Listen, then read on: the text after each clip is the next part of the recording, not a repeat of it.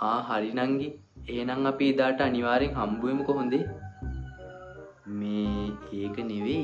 මට ඔයාගෙන් පොඩි දෙයක් අහන්න තියෙනවා. ඒත් ලැජ්ජයි වගේ අනේ.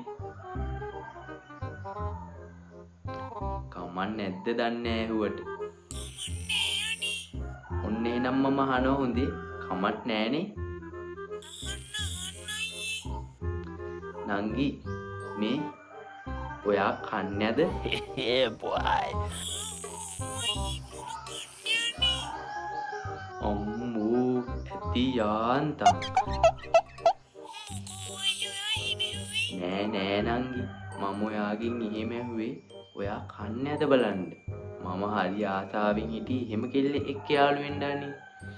අම්මෝ දෙයියෝ බේරලා තියෙන්නේ.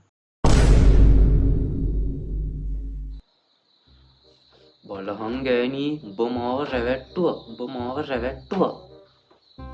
මං ඇහුවන් පස්සේ නම් උඹ කිව්වේ කොහමද මහලුකොට අයියේ මම කන්නේ කියලා.